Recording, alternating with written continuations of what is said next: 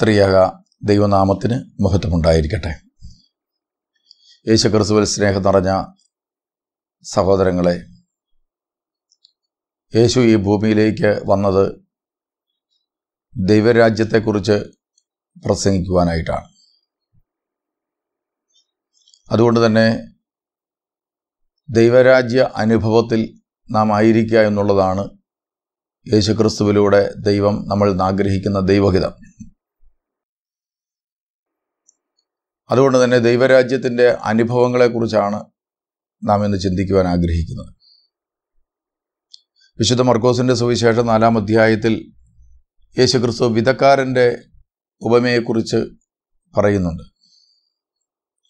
അത് ആരംഭിക്കുന്ന ഇങ്ങനെയാണ്: കടൽ തീരത്ത് വെച്ച് യേശു വീണ്ടും പഠിപ്പിക്കാൻ തുടങ്ങി. വളരെ വലിയ ഒരു ജനാവലി അവന് ചുറ്റും കൂടി. ഒരു വലിയ ജനതയുടെ മധ്യത്തിൽ നിന്നുകൊണ്ട് യേശുക്രിസ്തു ഉപമകളിലൂടെ പ്രസംഗിച്ചു തുടങ്ങി. വിത്ത് വിതയ്ക്കാൻ തുടങ്ങി.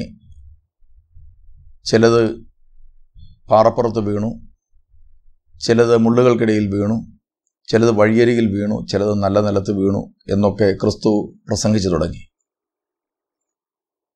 അതിനുശേഷം നാം കാണുന്ന മർക്കോസിൻ്റെ സുവിശേഷം 4:10 വാക്യത്തിൽ ഇപ്രകാരം കാണുകയാണ്: അവൻ തനിച്ചായപ്പോൾ 12 പേരും കൂടെ ഉണ്ടായിരുന്നവരും മറ്റുള്ളവരും ഉപമകളെക്കുറിച്ച് അവനോട് ചോദിച്ചു.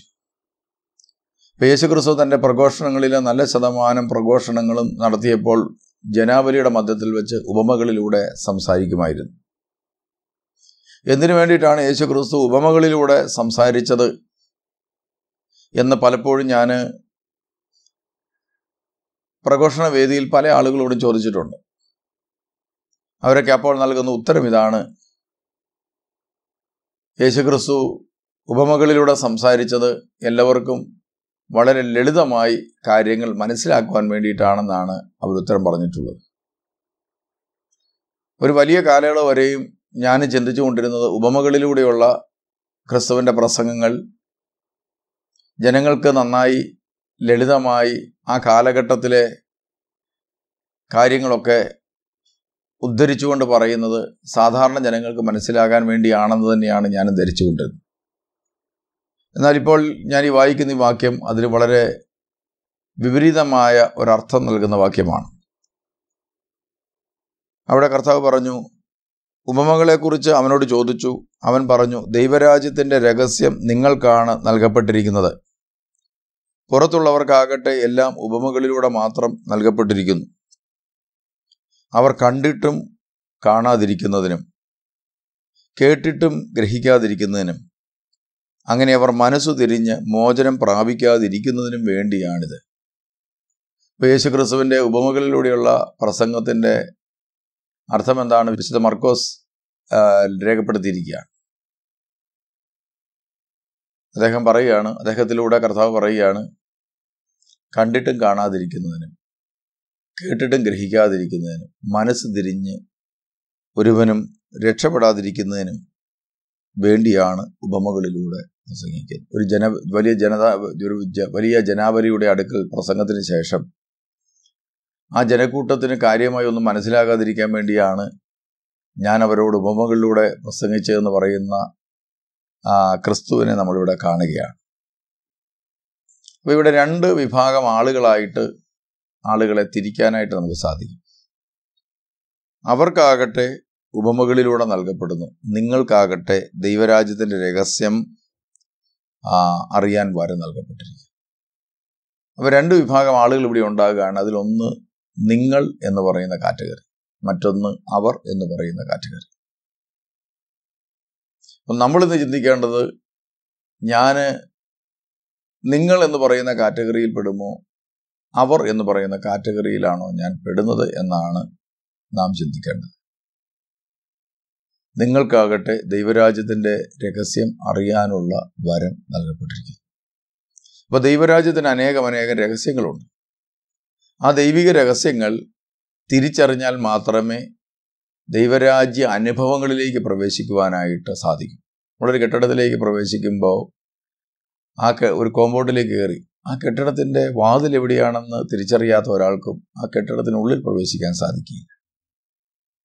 എന്ന് പറഞ്ഞതുപോലെ ദൈവരാജ്യത്തിൻ്റെ രഹസ്യങ്ങൾ അറിഞ്ഞാൽ മാത്രമേ ദൈവരാജ്യ അനുഭവങ്ങളിലേക്ക് നമുക്കും വരുവാൻ സാധിക്കുകയുള്ളൂ. ഇനി ആരാണ് ദൈവരാജ്യത്തിൻ്റെ രഹസ്യം അറിയാൻ വരം ലഭിച്ചിരിക്കുന്നത്? നിങ്ങൾക്കാകട്ടെ. ഇനി ആരെക്കുറിച്ചാണ് ഈ നിങ്ങൾ എന്ന് സൂചിപ്പിച്ചിരിക്കുന്നതെന്ന് വിശുദ്ധ ലൂക്കോസിൻ്റെ സുവിശേഷത്തിൽ 10-ാം അധ്യായത്തിൽ ക്രിസ്തു 72 പേരെ അയക്കുന്നതുമായി ബന്ധപ്പെട്ട് ചിന്തിക്കുമ്പോൾ നമുക്ക് കാണുവാനായിട്ട് സാധിക്കും. അനന്തരം കർത്താവ് വേറെ 72 പേരെ തിരഞ്ഞെടുത്ത് നാട്ടിൻപുറങ്ങളിലേക്ക് 2 പേരായി അവരെ തനിക്ക് മുമ്പേ അയച്ചു. അവൻ പറഞ്ഞു, കൊയ്ത്ത് വളരെ വേലക്കാരെ ചുരുക്കം, അതിനാൽ കൊയ്ത്തിന് വേലക്കാരെ അയക്കാൻ കൊയ്ത്തിൻ്റെ നാഥനോട് നിങ്ങൾ പ്രാർത്ഥിക്കൂ. പോകുവിൻ, ഇതാ ചെന്നായ്ക്കളുടെ ഇടയിലേക്ക് കുഞ്ഞാടുകളെ എന്ന പോലെ ഞാൻ നിങ്ങളെ അയക്കുന്നു. അപ്പോൾ ക്രിസ്തു തിരഞ്ഞെടുത്ത് ക്രിസ്തുവിൻ്റെ കൂടെ നിർത്തി ദൈവരാജ്യ ശുശ്രൂഷയ്ക്കായിട്ട് അയച്ച വ്യക്തിയോട് കർത്താവ് പറയുന്ന ഒരു കാര്യമാണ്, ഒന്ന്, നിങ്ങൾ അയക്കപ്പെടുമ്പോൾ ഇതാ വിളവിൻ്റെ നാഥനോട് കൊയ്ത്തിന് വേലക്കാരെ അയക്കാൻ വേണ്ടി പ്രാർത്ഥിക്കുക. അപ്പോൾ ദൈവരാജ്യത്തിൻ്റെ രഹസ്യം അറിയാൻ വരം ലഭിച്ച വ്യക്തിയുടെ ഒന്നാമത്തെ പ്രത്യേകത, അയാൾ ദൈവരാജ്യത്തിൻ്റെ അധ്വാനത്തിന് വേണ്ടി ദൈവവിളി ഉണ്ടാകാൻ വേണ്ടി പ്രാർത്ഥിക്കുകയും പ്രവർത്തിക്കുകയും ചെയ്യുന്ന വ്യക്തിയായി മാറും. നാം നമ്മെ തന്നെ ആത്മശോധന ചെയ്യേണ്ട ഒരു കാര്യമാണ്. ഞാൻ ദൈവരാജ്യത്തിൻ്റെ വരം അറിയാൻ വരം ലഭിച്ച നിങ്ങൾ എന്ന് പറയുന്ന കാറ്റഗറിയിലാണോ, അവർ എന്ന് പറയുന്ന കാറ്റഗറിയിലാണോ? രണ്ടാമത്തെ കാര്യം, ഇതാ കർത്താവ് പറയുന്നു, ഇതാ ചെന്നായ്ക്കളുടെ ഇടയിലേക്ക് കുഞ്ഞാടുകളെ എന്ന പോലെ ഞാൻ നിങ്ങളെ അയക്കുന്നു. ദൈവരാജ്യത്തിൻ്റെ രഹസ്യം അറിയാൻ വരം ലഭിച്ച ഒരു വ്യക്തി അയക്കപ്പെടുമ്പോൾ അയാൾ ഏത് സ്ഥലത്ത് ചെന്നുപെട്ടാലും അവിടെ ആ വ്യക്തിക്ക് അനുകൂലമല്ലാത്ത സാഹചര്യങ്ങളായിരിക്കും അനുവദിക്കപ്പെടുന്നത്. ഒരുപക്ഷെ മുറിപ്പെടുത്തുന്നവരും കടിച്ചു കീറുന്നവരും വേദനിപ്പിക്കുന്നവരും ജീവൻ അപഹരിക്കാനിരിക്കുന്നവരും അപമാനിക്കുന്നവരും നിന്ദിക്കുന്നവരും പുറന്തള്ളുന്നവരും ഭയപ്പെടുത്തുന്നവരുമായ ഒരു വലിയ സമൂഹമുണ്ടാകുമെന്ന് കൃത്യമായി നിജപ്പെടുത്തിയിരിക്കുകയാണ്, കർത്താവ് വെളിപ്പെടുത്തുകയാണ്. അങ്ങനെയെങ്കിൽ ഒരു ദൈവത്തിൻ്റെ പരിപാലനയിൽ വിളിക്കപ്പെട്ടിരിക്കുന്ന ഒരു ദൈവ ശുശ്രൂഷകൻ, ഒരു ദൈവ പൈതൽ, ദൈവരാജ്യ അനുഭവങ്ങളെക്കുറിച്ച് ബോധ്യമുള്ള ഒരു വ്യക്തി പരിശുദ്ധാത്മ പ്രേരിതനായി പോകുന്ന സ്ഥലങ്ങളിലെല്ലാം അവൻ ഇത്തരത്തിലുള്ള പ്രതികൂല സാഹചര്യങ്ങളെല്ലാം തന്നെ ഉണ്ടാകാൻ സാധ്യതയുണ്ട്. ഇത്തരം സാഹചര്യങ്ങൾ വരുമ്പോൾ നാം എടുക്കുന്ന നിലപാട് എന്താണെന്നുള്ളത് നമ്മൾ പ്രത്യേകം ചിന്തിക്കേണ്ടതായിട്ടുണ്ട്. അടുത്ത കാര്യം, പോകുമ്പോഴുള്ള പ്രത്യേകത, മടിശീലയോ സഞ്ചിയോ ചെരുപ്പോ നിങ്ങൾ കൊണ്ടുപോകരുത്. അപ്പോൾ ദൈവരാജ്യ വരം ലഭിച്ച അല്ലെങ്കിൽ ആ രഹസ്യങ്ങൾ അറിയാൻ വരം ലഭിച്ച ഒരു വ്യക്തിയുടെ അടുത്ത പ്രത്യേകത, അയാളുടെ കയ്യിൽ സമ്പാദ്യങ്ങളൊന്നും കാര്യമായി ഉണ്ടാവില്ല എന്നുള്ളതാണ്. സുരക്ഷിതമായ ഒന്നിലും ആശ്രയിക്കാതെ ദൈവത്തിൽ മാത്രം ആശ്രയിക്കുന്ന വ്യക്തികളെന്നാണ് ഇത്തരം വ്യക്തികളെക്കുറിച്ച് പറയുക. അപ്പോൾ അങ്ങനെയുള്ളൊരു വ്യക്തിക്കാണ് ദൈവരാജ്യത്തിൻ്റെ രഹസ്യങ്ങൾ വെളിപ്പെടുത്തി കൊടുക്കുന്നത്.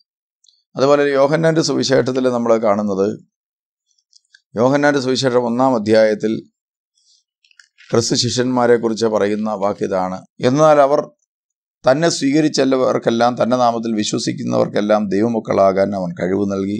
അവർ ജനിച്ചത് രക്തത്തിൽ നിന്നോ ശരീരാഭിലാഷത്തിൽ നിന്നോ പുരുഷൻ്റെ ഇച്ഛയിൽ നിന്നല്ലോ, ദൈവത്തിൽ നിന്നത്രേ.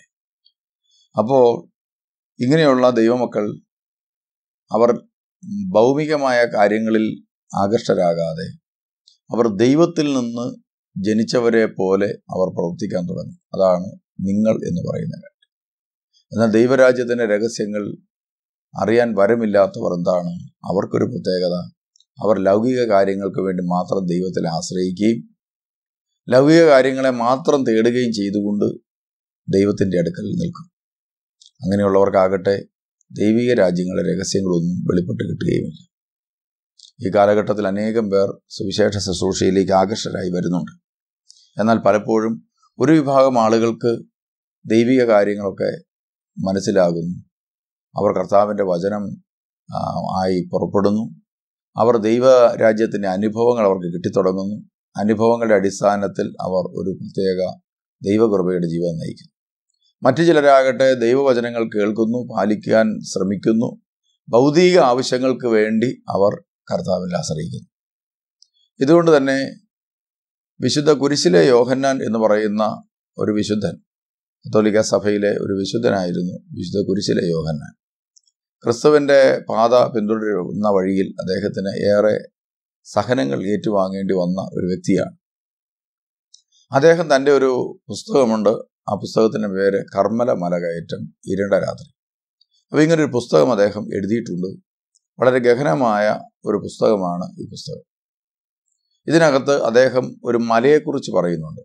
അദ്ദേഹം പറയുന്ന കർമ്മല മലയെക്കുറിച്ചാണ്. അത് സ്വർഗത്തോടും അതുപോലെ ദൈവരാജ്യത്തോടും ദൈവാനുഭവത്തോടുമൊക്കെ ഉപമിക്കുന്നതാണ് ഈ മലയുടെ മുകൾ, അഥവാ ദൈവ ഐക്യം, ദൈവസ്നേഹ ഐക്യം, പരിപൂർണത പ്രാപിക്കുക. ഇതൊക്കെയാണ് ഈ മലയെക്കുറിച്ച് ഈ വിശുദ്ധൻ പറഞ്ഞിരിക്കുന്നത്. അതോടൊപ്പം ഈ മലയിലേക്ക് കയറുവാനായിട്ടുള്ള 3 വഴികളെക്കുറിച്ച് അദ്ദേഹം സൂചിപ്പിക്കുന്നുണ്ട്. ദൈവരാജ്യവുമായി ബന്ധപ്പെട്ടാണ് ഇത് കിടക്കുന്നത്. ഇതിലെ 3 വഴികളിൽ ആദ്യത്തെ വഴി എന്ന് പറയുന്നത് അദ്ദേഹം സൂചിപ്പിക്കുന്നത് അധമപാത എന്നാണ്. ഈ വഴിയെക്കുറിച്ച് പറയുക അധമപാത. ഈ അധമപാത എന്ന് പറഞ്ഞാൽ അധമപാതയിലൂടെ യാത്ര ചെയ്യുന്നവരായി പറയുന്നത് ദൈവത്തിൽ അവർ ആശ്രയിക്കുന്നു, പ്രാർത്ഥിക്കുന്നു, തീർത്ഥാടന കേന്ദ്രങ്ങളിൽ പോകുന്നു, മധ്യസ്ഥ പ്രാർത്ഥനകൾ നടത്തുന്നു, ധ്യാന കേന്ദ്രങ്ങളിൽ പോയി ധ്യാനമെല്ലാം കൂടുന്നു. എന്നാൽ ഈ ആവശ്യങ്ങൾക്കെല്ലാം അവർ പോകുമ്പോൾ അവർ പലപ്പോഴും ഭൗതിക കാര്യങ്ങൾ നേടാൻ വേണ്ടിയിട്ടാണ് പോകുന്നത്. തങ്ങളുടെ ഭൗതിക ആവശ്യങ്ങൾ ദൈവത്തിൽ നിന്ന് സാധിച്ചെടുക്കണം. സ്ഥലം വിൽക്കണം, ജോലി കിട്ടണം, അതുപോലെ നല്ല പരീക്ഷയിൽ നല്ല മാർക്ക് വാങ്ങി പാസ്സാകണം തുടങ്ങി ഒത്തിരി ഭൗതിക അനുഗ്രഹങ്ങൾ തേടിയാണ് പല ആളുകളും ധ്യാന കേന്ദ്രത്തിലേക്ക് പോകുന്നത്. ആദ്യകാലങ്ങളിൽ ചില കാര്യങ്ങളൊക്കെ സാധിച്ചു കിട്ടും. എന്നാൽ പിന്നീട് ജീവിതത്തിൽ തങ്ങൾ ആഗ്രഹിക്കുന്നൊന്നും നടക്കാതെ വരുന്നതോടുകൂടി ഇത്തരം ആളുകൾ വളരെ നിരാശരായി തീരുന്നതും പിന്നീട് ദൈവവചനത്തിലുള്ള തീക്ഷ്ണതയും പ്രാർത്ഥനയും ഒക്കെ ക്രമേണ കുറയുകയും ഒരുപക്ഷെ ചിലപ്പോൾ ധ്യാനകേന്ദ്രങ്ങളിൽ നിന്ന് മാറി മറ്റ് ധ്യാനകേന്ദ്രങ്ങളിലേക്ക് പോവുകയും വളരെ നിരാശരായി അവസാനം ആധ്യാത്മിക ജീവിതത്തിൽ നിന്ന് അധപ്പതിച്ചു പോവുകയും ചെയ്യുന്നത് കാണുന്നുണ്ട്.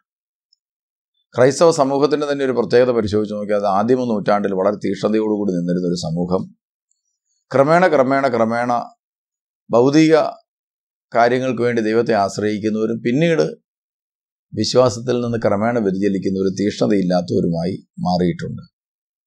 മന്നോഷ്ണവാന്മാരായി തീരുന്ന ഇത്തരം ആളുകൾ. അതുകൊണ്ട് ദൈവരാജ്യത്തിലേക്ക് വിളിക്കപ്പെട്ടിരിക്കുന്ന നിങ്ങൾ ഈ അധമപാതയിലൂടെയാണോ യാത്ര ചെയ്യുന്നത് എന്ന് നോക്കണം. എങ്കിൽ സ്വർഗരാജ്യ അനുഭവത്തിലേക്ക് കടക്കുവാനോ ദൈവസ്നേഹത്തിൻ്റെ അനുഭവം സ്വന്തമാക്കാനോ പലപ്പോഴും സാധിക്കില്ല. രണ്ടാമത്തെ ഒരു പാത എന്ന് പറയുന്നത് മധ്യമപാത എന്നാണ് അതിനെക്കുറിച്ച് പറയുക. മലയുടെ ഇരു സൈഡിലായിട്ട് ഈ 2 പാതകൾ ഇങ്ങനെ വരച്ച് കാണിച്ചിട്ടുണ്ട്. ആ രണ്ടാമത്തെ പാതയുടെ പ്രത്യേകത ആത്മീയ അനുഭവങ്ങളിലേക്കൊക്കെ വന്നു, വരദാനങ്ങളൊക്കെ ലഭിക്കാൻ തുടങ്ങി, ദൈവം സ്നേഹത്തോടെ അവരെ പരിപാലിക്കുന്നതായിട്ട് അവർക്ക് അനുഭവിക്കാൻ സാധിക്കുന്നുണ്ട്. ദൈവസ്നേഹത്തിൻ്റെ മാധുര്യം രുചിച്ചറിഞ്ഞ അവർ പിന്നീട് തങ്ങളുടെ ആത്മീയ ശുശ്രൂഷകളുടെ വളർച്ച, അതുപോലെ വരദാനങ്ങളുടെ വളർച്ച തുടങ്ങി ആത്മീയമായ വളരെ ആഗ്രഹത്തോടു കൂടി അവർ എല്ലാം ആത്മീയമായി വളരുവാൻ, ഭൗതികമായി നേടാൻ ആഗ്രഹിക്കുന്നത് പോലെ തന്നെ ആത്മീയമായി നേടാൻ ആഗ്രഹിച്ച് അവർ പ്രവർത്തിക്കുന്നു. അപ്പോൾ ജനക്കൂട്ടത്തെ അവർ സ്നേഹിക്കുന്നു, അതുപോലെ ജനക്കൂട്ടത്തെ ഇഷ്ടപ്പെടുന്നു, അതുപോലെ കൂടുതൽ പ്രശസ്തി, കൂടുതൽ ആളുകൾ വന്നു ചേരുക, ഇങ്ങനെയൊക്കെയുള്ള കാര്യങ്ങളിൽ വളരെ ആകൃഷ്ടരായി പലപ്പോഴും മാറുന്ന ആളുകൾ വ്യക്തിപരമായ പ്രാർത്ഥന, യേശുവുമായിട്ടുള്ള ബന്ധം, അതുപോലെ ദൈവസ്നേഹ അനുഭവം, ഇതൊക്കെ ക്രമേണ അവരിൽ നിന്ന് നഷ്ടപ്പെട്ടു പോകുന്നു. എല്ലാം നഷ്ടപ്പെട്ടാലും കർത്താവിന് വേണ്ടിയാണല്ലോ എന്നോർത്ത് കണ്ടമാനം ഓടി തളരുന്ന സുവിശേഷകരെയും ദൈവ ശുശ്രൂഷകരെയും നമുക്ക് കാണാൻ സാധിക്കും. അപ്പം ഇങ്ങനെയുള്ളവരെക്കുറിച്ച് ഈ വിശുദ്ധൻ രേഖപ്പെടുത്തിയിരിക്കുന്നതാണ്. അവർ മധ്യമപാതയിലൂടെയാണ് യാത്ര ചെയ്യുന്നത്. എല്ലാം നേടാൻ അവർ ആഗ്രഹിക്കുന്നു. അവസാനം കുറേ നാളുകൾക്ക് ശേഷം അവർ ഒന്നും നേടിയിട്ടില്ല എന്ന തിരിച്ചറിവ് ഉണ്ടാകുന്നു. അവരുടെ ശുശ്രൂഷാ മണ്ഡലങ്ങൾ ശുഷ്കമായി തീരുന്നു. ക്രമേണ വിരസതകൾ അനുഭവപ്പെട്ടു തുടങ്ങുന്നു. വ്യക്തിപരമായ പ്രാർത്ഥന നിന്നുപോവുകയും ക്രമേണ അവർ ചെറിയ പ്രവൃത്തി പോലെ ആയി മാറുകയും ചെയ്യുന്നു. കൃപയ്ക്ക് പകരം പ്രവൃത്തികളിലേക്ക് തങ്ങളുടെ ശുശ്രൂഷകൾ മാറിപ്പോവുകയും ചെയ്യുന്നവരെ നമുക്ക് കാണാനായിട്ട് സാധിക്കും.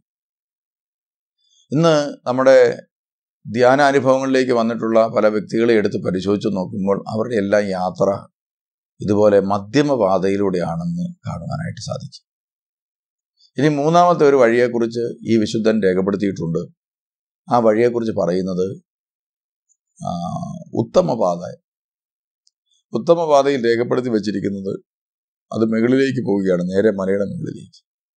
അവിടെ എഴുതി വെച്ചിരിക്കുന്നത് ശൂന്യം ശൂന്യം ശൂന്യം എന്നാണ്. എന്ന് പറഞ്ഞാൽ ഇതാ, എനിക്ക് ദൈവത്തിൻ്റെ കയ്യിൽ നിന്ന് ഒന്നും വേണ്ട, എനിക്ക് ദൈവത്തെ മാത്രം മതി. ദാതാവിനേക്കാൾ അധികം ദാനത്തെ സ്നേഹിക്കാതെ ദാനങ്ങളെക്കാൾ അധികം ദാതാവിനെ സ്നേഹിക്കുന്ന മനുഷ്യർ. അതുകൊണ്ട് എനിക്ക് ദൈവമേ ഒന്നും വേണ്ട, നിന്റെ സ്നേഹം മാത്രം മതി. പരിത്യാഗത്തിൻ്റെയും അതുപോലെ ശൂന്യവൽക്കരണത്തിൻ്റെയും വഴിയിലൂടെ ദൈവം നൽകുന്നത് മതി, ദൈവേഷ്ടം മാത്രം നടന്നാൽ മതി എന്ന ചിന്തയോടുകൂടി നടക്കുന്ന മനുഷ്യരുണ്ട്. അവരാണ് സത്യത്തിൽ ദൈവരാജ്യത്തിൻ്റെ വരം ലഭിച്ച മനുഷ്യർ എന്ന് പറയുന്നത്. അങ്ങനെയുള്ള മനുഷ്യരുടെ പ്രത്യേകത, അവർക്ക് ഭൂമിയിൽ എന്തെല്ലാം കഷ്ടനഷ്ടങ്ങളും പ്രയാസങ്ങളും വന്നാലും അതിലൊന്നും ദുഃഖിക്കാനായിട്ട് അവർക്കിടയായി തീരുകയും എപ്പോഴും സന്തോഷവും സമാധാനവും അവരുടെ ഹൃദയത്തിൽ ഉണ്ടാകുവാനായിട്ട് ഇടയായിത്തീരും. ഈ അപ്പോസ്തോലന്മാർ യേശുവിൻ്റെ കൂടെയുള്ള യാത്ര നടത്തിയപ്പോൾ സത്യത്തിൽ അവരൊരു മധ്യമപാതയിലൂടെയുള്ള യാത്രയായിരുന്നു. കാരണം എല്ലാം ലഭിക്കും, എല്ലാം കിട്ടും എന്ന പ്രതീക്ഷയിലൂടെയുള്ള ഒരു യാത്ര. അവസാനം കാൽവറി ക്രൂശിൻ്റെ അടുക്കിലേക്ക് അടുക്കാൻ തുടങ്ങിയപ്പോൾ, ദൈവഹിതം നിറവേറുന്ന ഒരു വേദിയിലേക്ക് വന്നപ്പോൾ, ലോകത്തിൽ ഏറ്റവും അധികമായി ദൈവസ്നേഹം അതിൻ്റെ പൂർണ്ണതയിൽ വെളിപ്പെടുന്ന ഒരു ഇടത്തേക്ക് വന്നു കഴിഞ്ഞപ്പോൾ അവർക്ക് മുന്നോട്ട് പോകാൻ പറ്റാതെ അവർ അവരുടെ യാത്ര അവസാനിപ്പിക്കേണ്ടി വന്നു എന്നുള്ളത് നമുക്ക് കാണാൻ സാധിക്കും. അപ്പോൾ അതുകൊണ്ട് നമ്മുടെ ഈ തീർത്ഥയാത്ര, നമ്മുടെ ആത്മീയ ജീവിതം ഇത്തരത്തിലുള്ള ഒന്നാണെങ്കിൽ നമ്മുടെ ആത്മീയ ജീവിതം ശുഷ്കമായി നിലച്ചു പോകുവാനായിട്ട് ഇടയായിത്തീരും. എന്നാൽ ആദിമ നൂറ്റാണ്ടിലെ പരിശുദ്ധ അമ്മയോട് ചേർന്നിരുന്ന് പ്രാർത്ഥിച്ച് പരിശുദ്ധാത്മാവിൻ്റെ ശക്തി വരികയും ആ ദൈവശക്തിയും ദൈവകൃപയും നിറഞ്ഞു കഴിഞ്ഞപ്പോൾ, പരിശുദ്ധാത്മാവിനാൽ നയിക്കപ്പെടുന്നവരായി മാറിയപ്പോൾ അവരിത്ര ചിന്തിച്ചുള്ളൂ, ഞങ്ങൾക്ക് ഒന്നും ലഭിച്ചില്ലെങ്കിലും വേണ്ടില്ല, ദൈവത്തിൻ്റെ നാമം, യേശുവിൻ്റെ നാമം മഹത്വപ്പെടുവാനിടയായി തീരണം, അതിനുവേണ്ടി ഞങ്ങളുടെ ജീവിതം ഞങ്ങൾ സമർപ്പിക്കുന്നു. അതുകൊണ്ട് എല്ലാവർക്കും വേണ്ടി ശൂന്യരായി തീരാനുള്ള പരിത്യാഗത്തിൻ്റെ ഒരു പുതിയ പാതയിലൂടെ അവർ യാത്ര ചെയ്തു. അതുകൊണ്ട് ഇതാ ലോകത്തിൽ അനേകരിലേക്ക് ദൈവസ്നേഹം പകരപ്പെടുവാനായിട്ട് ഇടയായി തീർന്നു. അതുകൊണ്ട് നമ്മളിന്ന് പ്രാർത്ഥിക്കുന്നു, ധ്യാനം കൂടുന്നു, വചനം കേൾക്കുന്നു, വചന പ്രഘോഷണ വേദികളിൽ 10,000-കണക്കിന് ആളുകൾ വന്നുകൂടുന്നു എന്നതുകൊണ്ട് ദൈവരാജ്യം സംസ്ഥാപിക്കപ്പെടുകയോ ദൈവരാജ്യം വളരുകയോ ചെയ്യുകയില്ല എന്ന സത്യം കൂടി നമ്മൾ ഓരോരുത്തരും തിരിച്ചറിയേണ്ടതായിട്ടുണ്ട്. ദൈവരാജ്യം വളരണമെങ്കിൽ അതിനുതകുന്ന ഒരു പാതയിലേക്ക് വ്യക്തവും കൃത്യവുമായി നമ്മുടെ മനസ്സ് തിരിയേണ്ടതായിട്ടുണ്ട്. നാം മറ്റുള്ളവരെ അങ്ങനെ തിരിക്കേണ്ടതായിട്ടുണ്ട്. ഒരുപക്ഷെ ജനങ്ങൾ ഓരോരുത്തരും നമ്മുടെ അടുക്കലേക്ക്, പ്രത്യേകിച്ച് ധ്യാന കേന്ദ്രങ്ങളിലേക്കും പ്രാർത്ഥനാ കേന്ദ്രങ്ങളിലേക്കും വരുമ്പോൾ അവർക്ക് ദൈവരാജ്യത്തെക്കുറിച്ചൊന്നും അറിവില്ലാത്തതുകൊണ്ട് അവർ ഭൗതിക കാര്യങ്ങൾ സാധിച്ചെടുക്കാൻ വേണ്ടി വരുന്നവരായിരിക്കാം. എന്നാൽ പ്രിയമുള്ളവരെ, നമ്മൾ ഇത്തരം മേഖലകളിൽ പ്രവർത്തിക്കുന്ന വചന ശുശ്രൂഷ മേഖലകളിലൊക്കെ പ്രവർത്തിക്കുന്നവർ ഈ തിരുവചനം കേൾക്കുന്നുണ്ടെങ്കിൽ അവർ ചിന്തിക്കേണ്ട ഒരു കാര്യം, അവർ അത്തരം കാര്യങ്ങളെ മാത്രം പ്രോത്സാഹിപ്പിക്കുന്നവരായി മാറിയാൽ സത്യത്തിൽ അന്ധനെ നയിച്ച അന്ധനായി നമ്മൾ ഓരോരുത്തരും മാറുവാനിടയായിത്തീരും. അതുകൊണ്ട് ഇതാ മറ്റുള്ളവരെ ദൈവരാജ്യം എന്ന വലിയ സത്യത്തെ കുറിച്ച് ബോധ്യം അവർക്ക് കൊടുക്കുവാനും നല്ല നിലമാക്കി അവരുടെ ഹൃദയം മാറ്റുവാനും നമുക്ക് കഴിയേണ്ടിയിരിക്കുന്നു എന്നുള്ള കാര്യം നമ്മൾ പ്രത്യേകം ഓർക്കണം. അതുകൊണ്ടാണ് വിശുദ്ധ മത്തായിയുടെ സുവിശേഷത്തിൽ നമ്മൾ വായിക്കുമ്പോൾ കർത്താവ് ഉപമകളെക്കുറിച്ച്, ഈ വിത്തിൻ്റെ ഉപമയെക്കുറിച്ച് പറയുമ്പോൾ തന്നെ അതിനോട് ചേർത്ത് കർത്താവ് മറ്റൊരു ഉപമ കൂടി പറയുന്നുണ്ട്. അത് വിശുദ്ധ മത്തായിയുടെ സുവിശേഷം 13-ാം അധ്യായത്തിലെ 24 മുതലുള്ള വചനം വായിക്കുമ്പോൾ നമ്മൾ കാണുന്നുണ്ട്. ഒരുവൻ വയലിൽ നല്ല വിത്ത് വിതയ്ക്കുന്നതിനോട് സ്വർഗരാജ്യത്തെ ഉപമിക്കാം. എന്നിട്ട് പറയുകയാണ്, ഒരു മനുഷ്യൻ നല്ല വിത്ത് വിതച്ചിട്ട് തിരിച്ചു പോന്നു. ആളുകൾ ഉറക്കമായപ്പോൾ അവൻ്റെ ശത്രു വന്ന് ഗോതമ്പിനിടയിൽ കളകൾ വിതച്ചിട്ട് കടന്നുപോയി. അപ്പോൾ ദൈവരാജ്യം എന്നൊക്കെ പറയുന്നത് നമ്മൾ നമ്മുടെ ഹൃദയമാകുന്ന തരിശുഭൂമിയെ ഉഴുതുമറിച്ച് ധ്യാനങ്ങളൊക്കെ കൂടി പാപങ്ങളൊക്കെ ഏറ്റുപറഞ്ഞ് കുമ്പസാരിച്ച് നമ്മൾ വചനം സ്വീകരിക്കുന്ന അവസ്ഥയാണ്. ഇത് ഇന്ന് കേരളത്തിൽ അങ്ങോളവും ഇങ്ങോളവും എല്ലാ ക്രൈസ്തവരും ചെയ്തുകൊണ്ടിരിക്കുന്ന കാര്യമാണ്. ആണ്ടിൽ നിന്നൊക്കെ പോയി ധ്യാനം കൂടുന്നു, അവരുടെ ജീവിതം ക്രമീകരിക്കും. എന്നാൽ പിന്നെ സംഭവിക്കുന്ന എന്താണ്? നമ്മൾ ധ്യാനം എല്ലാം കൂടി കഴിയുമ്പോൾ നമ്മളിങ്ങനെ മനസ്സിലാക്കുന്നു, ഇനി എനിക്ക് വലിയ കുഴപ്പങ്ങളൊന്നുമില്ല, ഒരു വർഷത്തേന് ഇനി വലിയ പ്രയാസമില്ല, കാര്യങ്ങളെക്കുറിച്ച് മനസ്സിലാക്കി. സത്യമാണ്, ഒരു പക്ഷേ ചിലപ്പോൾ വചനം അവരിൽ മുള പൊട്ടി വളരാനും തുടങ്ങിക്കാണും, അതിൻ്റെ ലക്ഷണങ്ങൾ കാണിച്ചു തുടങ്ങും. വചനത്തിൻ്റെ ശക്തിയും അവരുടെ ജീവിതത്തിൽ പ്രകടമാണ്. അപ്പോൾ ഒട്ടും നമ്മൾ കെയർഫുള്ളായിരിക്കില്ല. സംഭവിക്കുന്ന എന്താണ്? ഇതാ ശത്രു വന്ന് കളകൾ വിതച്ചിട്ട് പോകും. അത് വന്ന് വീണ കാര്യം പോലും നമ്മൾ അറിയാറില്ല. എന്താണ് ഈ കളകൾ എന്ന് പറയുന്നത്? ചില ചിന്താഗതികൾ, ചില കാഴ്ചപ്പാടുകൾ, ചില മനോഭാവങ്ങൾ, ചില വെറുപ്പ്, ചില വിദ്വേഷം, വൈരാഗ്യം. ഇതെല്ലാം നമ്മളറിയാതെ നമ്മുടെ ഹൃദയത്തിലേക്ക് സംസാരം വഴിയും ഈ ചാനലുകൾ, ചർച്ചകൾ വഴിയൊക്കെയുള്ള ഇങ്ങനത്തെയുള്ള ചെറിയ സോഷ്യൽ മീഡിയ വഴിയും ഇങ്ങനെ പല രീതിയിൽ നമ്മുടെ ഹൃദയത്തിലേക്ക് ഈ തിന്മയുടെ വിത്തുകൾ സാത്താൻ വിതയ്ക്കാറുണ്ട്. നമ്മളതിനെക്കുറിച്ച് ബോധവാനല്ല. എന്നാൽ സംഭവിക്കാൻ പോകുന്നതാണ്, ക്രമേണ ആ വിത്തുകളും സ്വാഭാവികമായി നമ്മുടെ മനസ്സിൽ പൊട്ടിവളരും. അപ്പോൾ ദൈവരാജ്യത്തിൻ്റെ വചനങ്ങളും പ്രാർത്ഥനയും ദൈവിക കാര്യങ്ങളും ഒരു സൈഡിൽ, അപ്പോൾ തന്നെ വെറുപ്പിൻ്റെയും വിദ്വേഷത്തിൻ്റെയും വൈരാഗ്യത്തിൻ്റെയും വിത്തുകൾ മറു സൈഡിൽ നമ്മുടെ ഹൃദയത്തിൽ തന്നെ ഒരുപോലെ വളരും.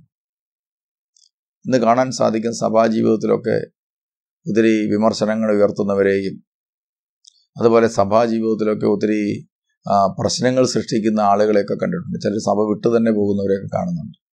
അവരുടെയൊക്കെ ഹൃദയത്തിൽ വിതയ്ക്കപ്പെട്ട വചനത്തോടൊപ്പം സത്യത്തിൽ തെറ്റായ ചിന്താഗതികളും കാഴ്ചപ്പാടുകൾ കൂടി വിതയ്ക്കപ്പെട്ടു. അത് വളർന്നു, രണ്ടും ഒരുമിച്ച് വളർന്നു. അപ്പോൾ യജമാനോട് പറഞ്ഞു, യജമാനെ, കളകൾ കൂടി വളർന്നിരിക്കുകയാണല്ലോ, നമുക്ക് ഈ കളകൾ അങ്ങ് പറിച്ചു കളയാം. ഉടനെ യജമാൻ പറഞ്ഞു, ഒരിക്കലും കള പറിച്ചു കളയരുത്. നല്ല വിത്തുകൾ അത് പോകാനിടയായി തീരുന്നുണ്ട്, കളകളും കൂടി നല്ല വിത്തും കൂടി ഒന്നിച്ച് നിൽക്കട്ടെ. അപ്പോൾ പ്രിയമുള്ളവരെ, അതുകൊണ്ട് കളകൾ വളരാതിരിക്കാൻ വേണ്ടി ചെയ്യേണ്ട ഒരു കാര്യം അതാണ് സത്യത്തിലെ കൂദാശകൾ എന്ന് പറയുന്നത്. നമ്മുടെ ഹൃദയത്തിൽ ദൈവം നല്ല വചനങ്ങളെയൊക്കെ ഇട്ട് തന്നു കഴിഞ്ഞാൽ, ഒരു ധ്യാനമെല്ലാം കൂടി കഴിഞ്ഞാൽ അടിക്കടിയുള്ള കുമ്പസാരം, പാപങ്ങളെ ഏറ്റുപറയുക, തിന്മകളുടെ നമ്മുടെ ഉള്ളിൽ കയറാതിരിക്കാൻ വേണ്ടിയിട്ടുള്ള നമ്മുടെ ജാഗ്രത.